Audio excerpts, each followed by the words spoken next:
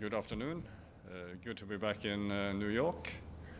As you heard in my briefing to the Council just now, I said there are some worrying developments on the ground. Repeating, of course, that there are too many civilians being killed, too many civilians being displaced, in Idlib in particular, but also, there are also other areas that we have to follow extremely carefully. I also emphasize that there is a way out of this, and that is the launch of the political process through the Constitutional Committee, and that the Constitutional Committee could be a door opener to the beginning of for a new Syria. That, of course, would require the cooperation of all Syrian parties, and it would require continued international support.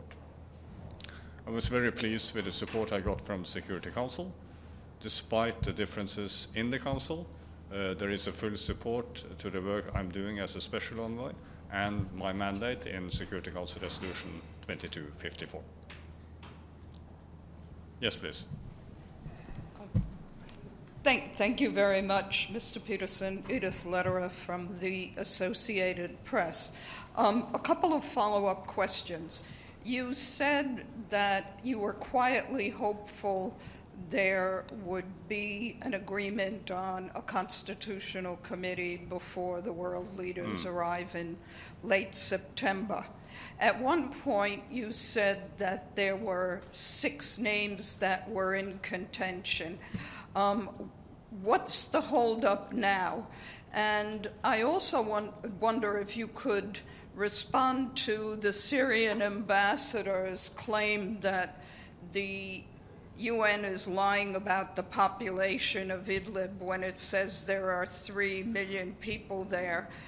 He called it a small place with just over 1 million people. Listen, I believe we are making substantial progress on the Constitutional Committee. As you know, I have presented this as a package. We need to agree on the names, and we need to agree on the rules of procedure and the terms of reference.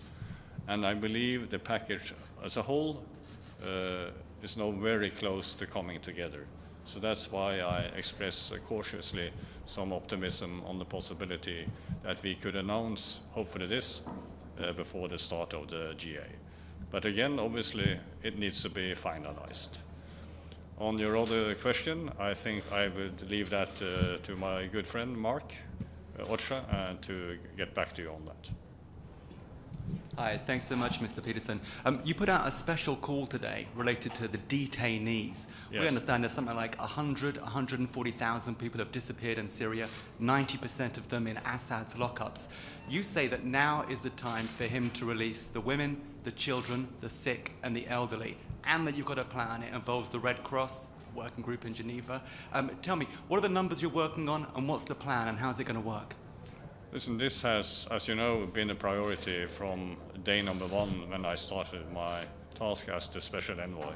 And I've been discussing it in all my meetings in Damascus, and of course also with the opposition and the SNC. This is both a humanitarian issue, but as I said in my briefing to the Council, and as I have repeated time and again, this could also be used as a confidence-building measure. So and it's part, as you know, an integral part of Security Council Resolution 2254, which is part of my mandate. All the issues you were mentioning, we are addressing in the work that we are doing, both within the working group together with Turkey, Iran, and Russia, but also in my dialogue with Damascus. Final question. Maria Hrianova, TASS News Agency. Thank you, Mr. Pedersen.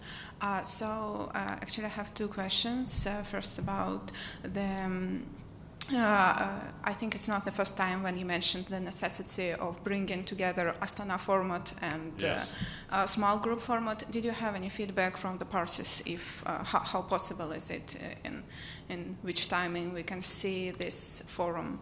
And the second question. Okay, I'll say. Yes. I'm also optimistic when it comes to this. I believe there is support for my idea of bringing together a new format. And my idea is then that when we launch, hopefully soon, the Constitutional Committee in Geneva, that it would also be possible to call on this new international format to come and support the work that we are doing. As I've emphasized time and again, this does of course not mean the end of the Astana format or on the small group, but it's just a different way of expressing support for the work that we are doing within the UN. Okay. One more. Thank you. About the investigation on what's going on in Idlib, I'm not sure how much are you involved in this. Will you be involved in this investigation? Do you have any updates on the committee? The very short answer is I'm not involved in that. Okay. Thank you. Good.